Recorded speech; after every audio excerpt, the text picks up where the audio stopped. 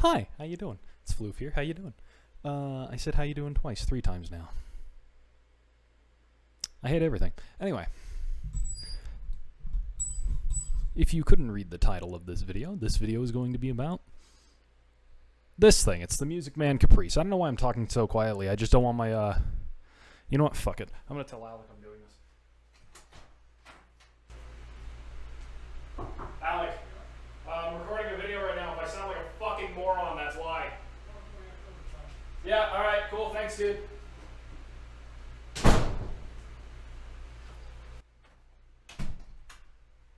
Yeah, he needs to not know I make shitty videos for the internet. Anyway, this is my Music Man Caprice, onto which you probably saw the video, into which I unboxed it back home in California. Teleport to now I'm in Colorado in my dorm, which is why I had to go yell at Alec, which is my roommate. He's super nice. We love Alec here. God, I'm so fucking quiet. Okay, let's start off with the good of this bass, because this is going to be a very frustrating video to make, because I really wanted to love this bass, but good first. This thing sounds incredible. There's just no ifs, ands, or buts about it. It's Ernie fucking Ball. And what they did with the voicing of these pickups have knocked it straight out of the park. It's their own take on the Fender PJ style, and I wish they never discontinued it.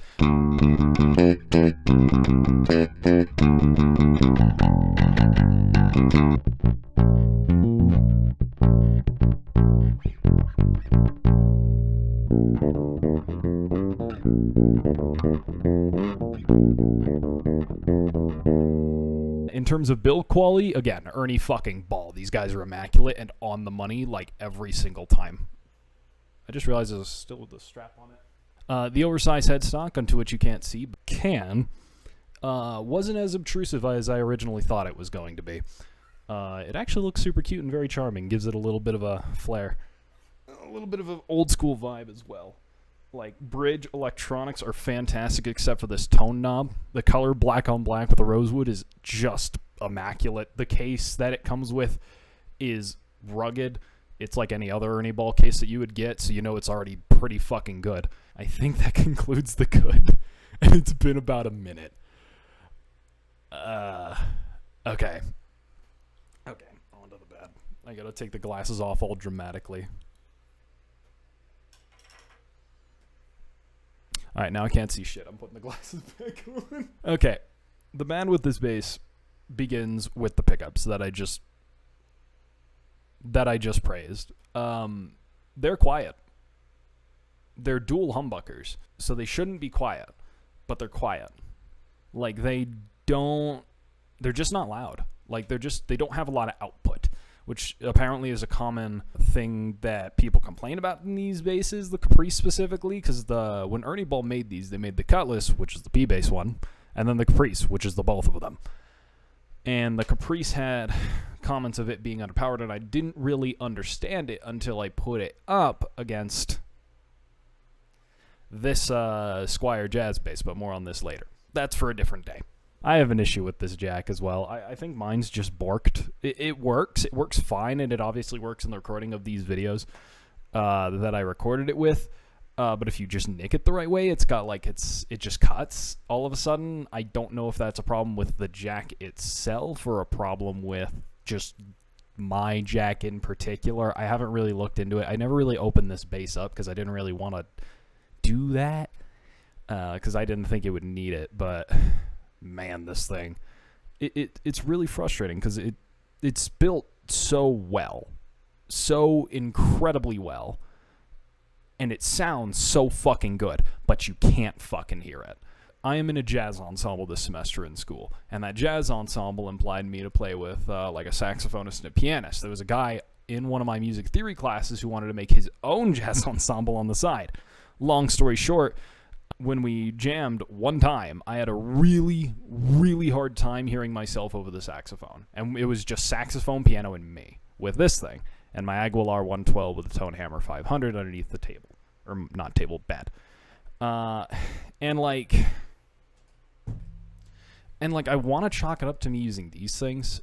These are called loops. They're little earplugs that I use because autism's a hell of a drug, and a lot of noise or like really high-end noises will make me sad. And I don't want to be sad when I'm playing music. I just want to play music. But I wanted to blame it on that, but I still could hear everybody else clearly and fine. It was just me I couldn't hear most of the time, and it's really hard to play with people when you can't hear yourself. And that's the Achilles heel of this bass. In terms of, like, other bad things, it's this tone knob. I really think that on any pickup configuration that you do, both or single, like soloing either of these pickups, it just, when you go past 50%, it just sounds like muddied shit.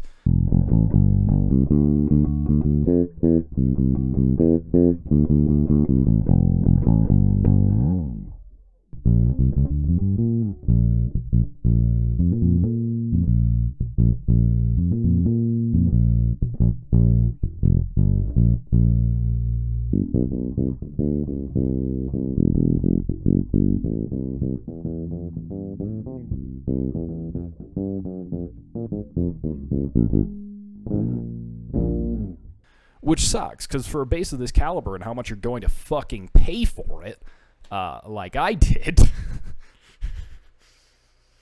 I would expect, like, a treble bleed circuit that the Fender Performer basses have, or, like, anything that doesn't sound like complete dog shit. It'd be pretty awesome. But it doesn't have it. I actually think the tone caps and the Rickenbacker sound better. It leads me to, like, this perfectly centered crossroads of this bass is so fucking good, and I want to recommend it to literally anybody who has the ability to come across it, because they are quite rare. Ernie Ball discontinued these, I want to say, in like 2019 or 2020.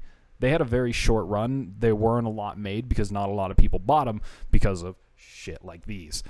But they're so well built, and they're so rugged and so light. This weighs less than 8.5 pounds. It is, like, I think 3.5 kilograms. I bought it from a dude in Japan, and they were using not Freedom units, so I'm stupid. But it averaged out to about 8.4 pounds. That's light, and that's fantastic for somebody like me who brings it all the way down the fucking hill of this building. Because, like, there's, like, a parking garage, and then there's a hill. I'll just show you a video of it.